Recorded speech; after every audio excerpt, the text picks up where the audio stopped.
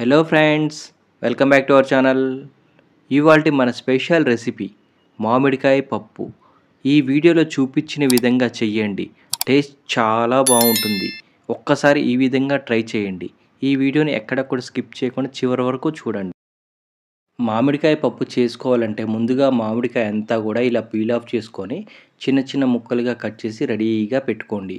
దీంతో పాటుగా ఉల్లిగడ్డలు, పచ్చిమిర్చిని కూడా ఇలా చిన్నగా కట్ చేసి రెడీగా పెట్టుకోండి.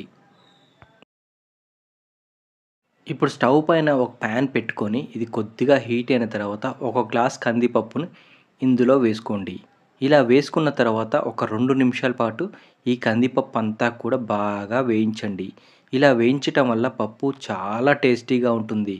మీరు వేయించకుండా వేసుకున్నా బాగానే ఉంటుంది, కానీ ఇలా వేయించి తీసుకోవటం వల్ల పప్పు చాలా టేస్టీగా ఉంటుంది. ఒక్కసారి ఇలా వేయించి ట్రై చేయండి. ఇలా కలుపుకుంటూ వేయించటం వల్ల పప్పు అంతా కూడా సమానంగా వేగుతుంది. కాబట్టి ఇలా కలుపుతూ వేయించుకోండి. ఇలా వేయించుకున్న పప్పు అంతా కూడా కుక్కర్లో కానీ ఒక బౌల్లో వేసుకొని శుభ్రంగా 1-2 సార్లు ఫ్రెష్ వాటర్తో వాష్ చేసుకోండి. ఇప్పటి వరకు ఈ వీడియోని లైక్ చేయని వారు ఉంటే లైక్ చేయండి.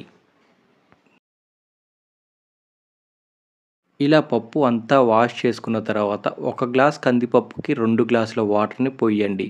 ఇలా వాటర్ పోసుకున్న తర్వాత ముందుగా కట్ చేసి పక్కన పెట్టిన ఉల్లిగడ్డ ముక్కలు, పచ్చిమిర్చి, అలాగే మామిడికాయ ముక్కలు అన్నీ కూడా ఇందులో వేసుకోండి. మామిడికాయ పులుపుని బట్టి మీరు అడ్జస్ట్ చేసి వేసుకోండి. పుల్లగా ఉంటే కొద్దిగా ముక్కలను తగ్గించండి. ఇలా వేసుకున్న తర్వాత ఇందులోనే 1 టేబుల్ స్పూన్ పసుపును కూడా వేసుకోండి.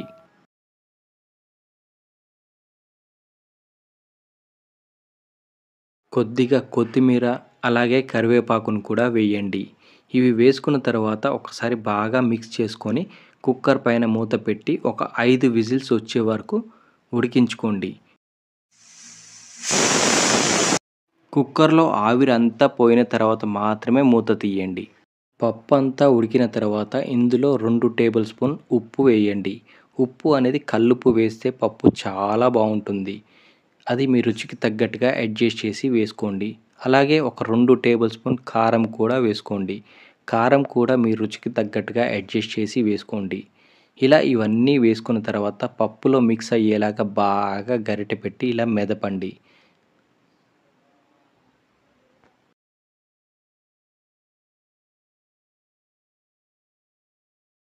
ఇప్పుడు స్టవ్ పైన ఒక ప్యాన్ పెట్టుకొని ఇందులో ఒక 2 టేబుల్ స్పూన్ ఆయిల్ వేసుకోండి. ఆయిల్ కొద్దిగా హీట్ అయిన తర్వాత 1 టేబుల్ స్పూన్ తాలింపు గింజలు వేయండి. ఆవాలు, శనగపప్పు, మినపప్పు, అలాగే 1 టేబుల్ స్పూన్ జీలకర్ర కూడా వేయండి. ఇవన్నీ వేసుకున్న తర్వాత లైట్గా వేయించండి.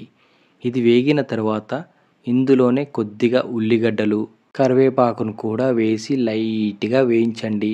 ఇలా వేయించుకునేటప్పుడు స్టవ్ని లో ఫ్లేమ్లో ఉంచి వేయించండి. అలాగే 2 లేదా 3 ఎండుమిర్చిని కూడా వేయండి. ఇది వేయటం వల్ల పప్పు చాలా టేస్టీగా ఉంటుంది. కచ్చాపచ్చా దంచుకున్న ఒక 4-5 వెల్లిపాయలను కూడా వేయండి. ఇవి వేసిన తర్వాత ఇందులోనే కొద్దిగా ఇంగువను కూడా వేయండి. ఈ 2 వేయటం వల్ల పప్పుకి చాలా టేస్ట్ వస్తుంది, చాలా బాగుంటుంది కూడా. ఇవి వేసుకున్న తర్వాత ఇవన్నీ మిక్స్ చేసుకొని ఒక్కసారి కలుపుకొని వేయించండి. ఇప్పటి వరకు మా ఛానల్ని సబ్స్క్రైబ్ చేయని వారు ఉంటే సబ్స్క్రైబ్ చేయండి. అలాగే వీడియోని లైక్ చేయని వారు ఉంటే లైక్ చేయండి. ఇలా ఫ్రై అయిన తర్వాత ముందుగా ఉడికించి పక్కన పెట్టుకున్న పప్పు అంతా కూడా ఈ తాలింపులో వేయండి. ఇలా వేసుకున్న తర్వాత ఒక్కసారి గరిటె పెట్టి బాగా మిక్స్ చేసుకోండి. ఈ తాలింపులో కలిసే వరకు మిక్స్ చేయండి. ఇంతేనండి, మన మామిడికాయ పప్పు రెడీ అయిపోయింది. మీరు కూడా ఒక్కసారి ట్రై చేయండి. ఎలా వచ్చిందో కామెంట్ బాక్స్లో కామెంట్ చేయండి. చాలా బాగుంటుంది, చాలా టేస్టీగా ఉంటుంది. Thank you for watching.